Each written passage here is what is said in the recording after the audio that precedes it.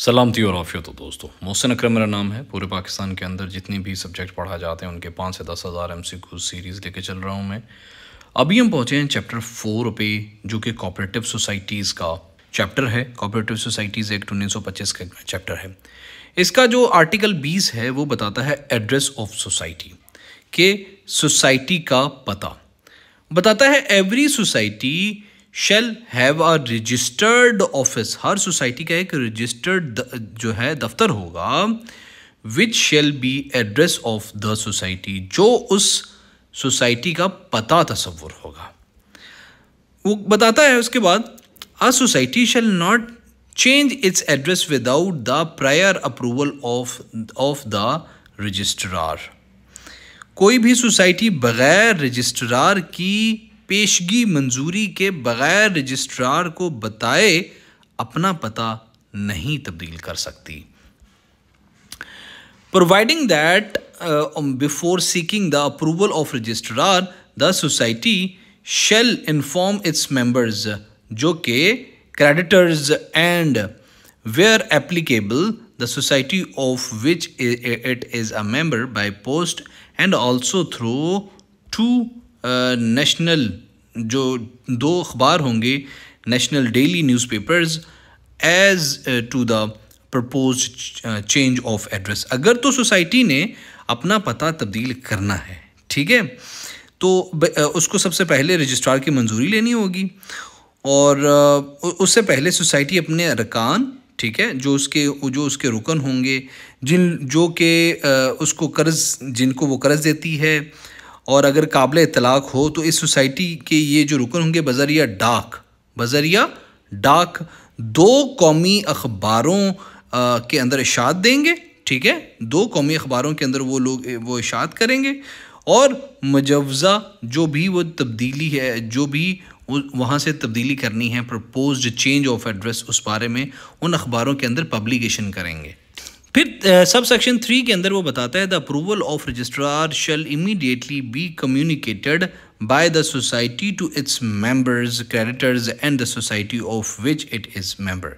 यानी रजिस्ट्रार की है ना, जो रजिस्ट्रार, उसकी मंजूरी हासिल होने के बाद जो सोसाइटी है ये मंजूरी फौरी तौर पर अपने अरकान, कर्ज जिसको उसने कर्ज दिया हुआ है, और मुतलका सोसाइटी को आगाह करेगी। अगर रजिस्ट्रार मंजूरी दे देगा तो उसकी बाबत तमाम लोगों को इत्तला दी जाएगी, जो भी स्टेक होल्डर्स होंगे इसके। उसके बाद आता है दोस्तों सेक्शन 21।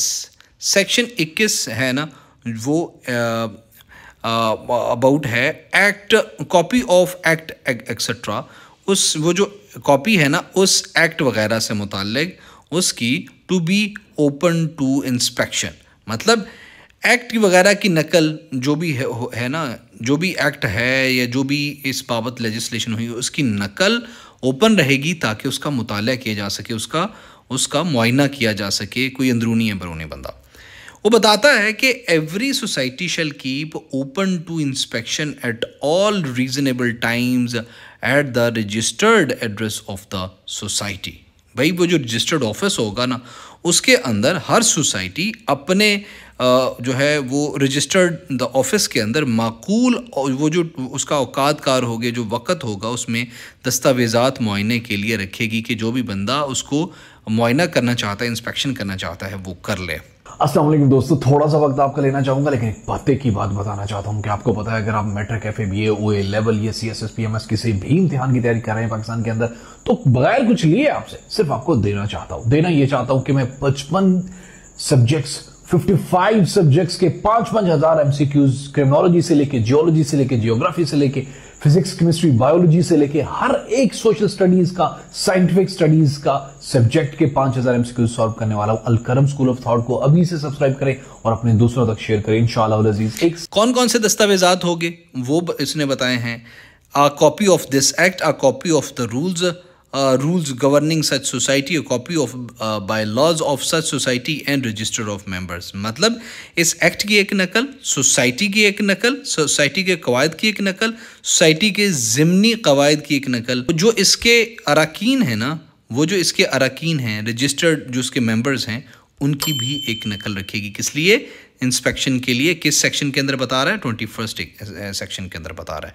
22nd सेक्शन के अंदर वो ऑडिट के बारे में बताता है कि the registrar shall by himself an editor और a committee of auditors appointed by him through general or special order in this behalf, specifying the period of completion, audit the document of every society once at least in a year। दोस्तों ये आया हुआ है When I gave paper ना, तो ये आया हुआ था कि रजिस्ट्रार क्या कर सकता है। खैर जी, इसमें वो बता रहा है 22 के अंदर कि जो रजिस्ट्रार है वो बजाते खुद या किसी ऑडिट या ऑडिटर्स की कमेटी के ज़रिए से जो आम या खुसूसी हुक्म के ज़रिए से मुकर्रर करे, हर सोसाइटी के हिसाब का एक साल में कम से कम कितनी बार? एक बार ऑडिट करेगा।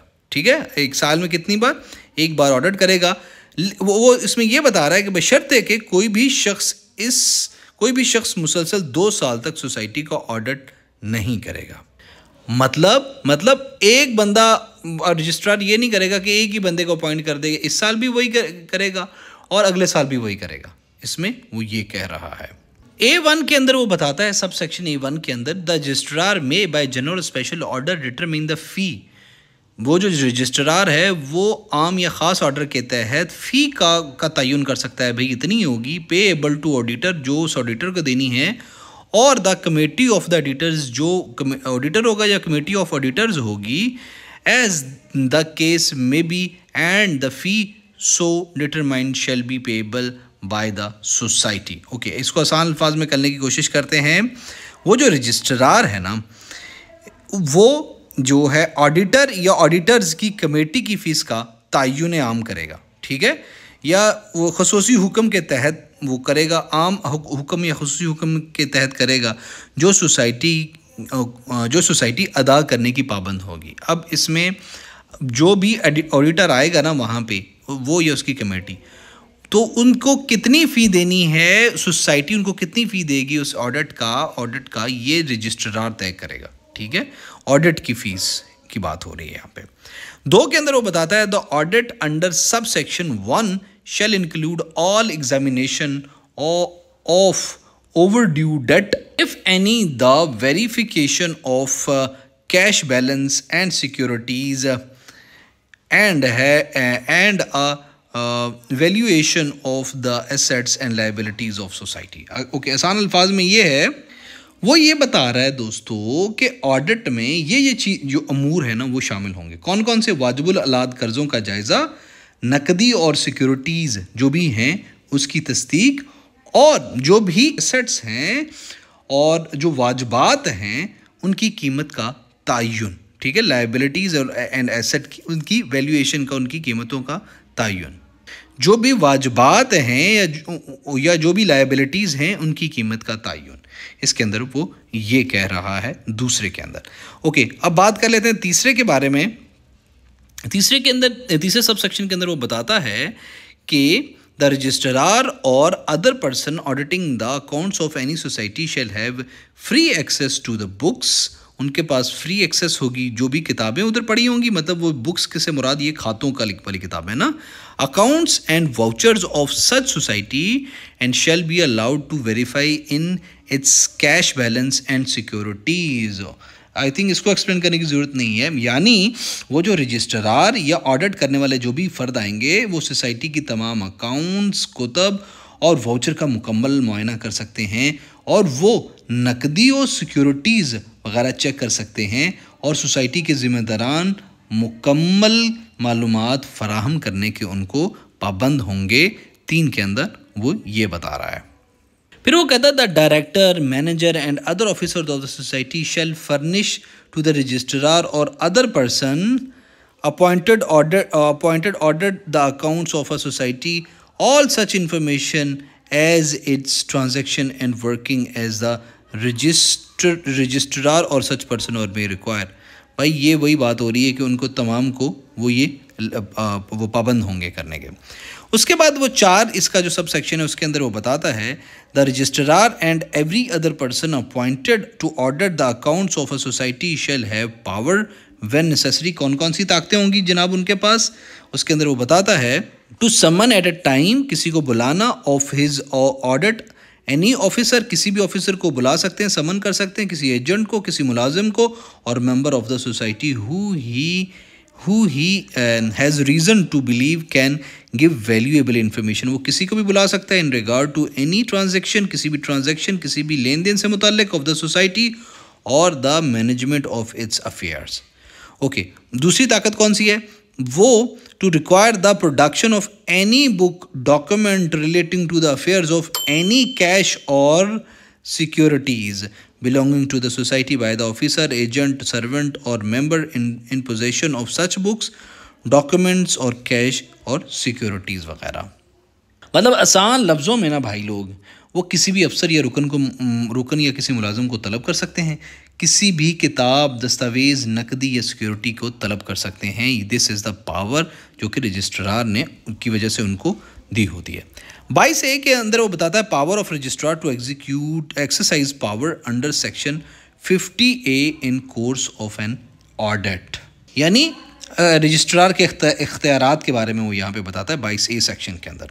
वो बताता है where in the course of an audit under section 22, जो कोर्स हो रहा है, ऑडिट हो रहा है under section 22, it appears to registrar that there exists any such ground it is specified in section 50A, he may of his own motion or on the application of a person authorized by him under section 22 exercise the power of specified in section 50A।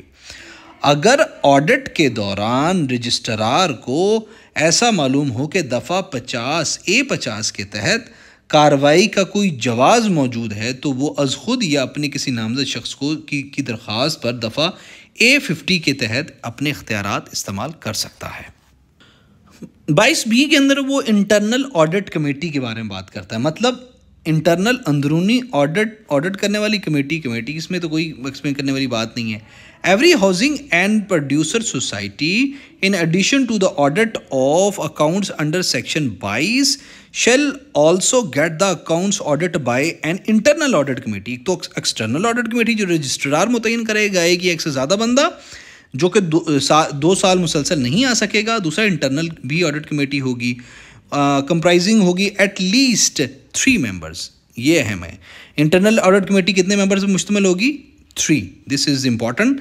Of the society other than the members of its meeting managing committee as may be appointed by the general body with their consent। यानी हर housing और producer जो society है उसको सालाना audit के अलावा एक अंदरूनी ऑडिट कमेटी